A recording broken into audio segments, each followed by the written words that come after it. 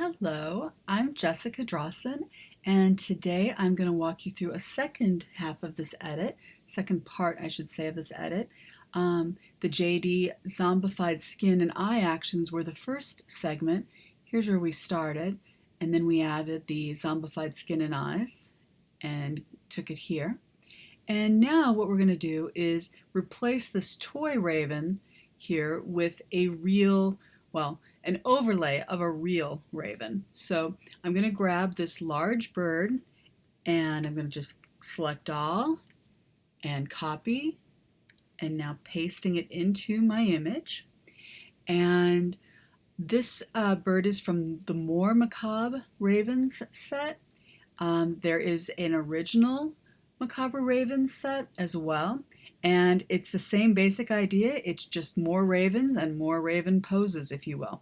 And this particular set has two large ravens that you can do this in an image with, sort of add them into a rather close-up shot. So I'm going to go ahead and just basically kind of line my raven up with the toy raven, and I'm going to go ahead and make a mask, and I'm going to pick a brush that is fairly appropriate and crank the opacity up to 100%, and I'm going to paint into this mask using black.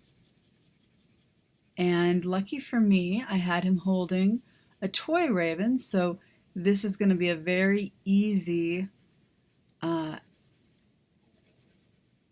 job because he already has little feathers that are around his fingers, and so it's going to be super easy for me just to go ahead and swap out this raven head for a different raven head. Alrighty. Now, one thing that I'm not liking is that this raven is a little too bright. So I'm going to go to the Raven Overlay Adjustment Actions. These are the bonus integrations that come with the Raven set. And we're going to just go ahead and darken these wing highlights here a little bit. And we just make sure that we had the raven selected, and this is going to only affect those wings. It doesn't affect my subject at all, just the raven itself. And we make sure of that by having this selected when we're applying that action. Now, it's getting pretty close. What I'm going to do is go ahead and also just hit darker raven as well. And we're going to say continue. And again, here is the darker raven. I'm going to just lower the opacity ever so slightly, maybe about 70%.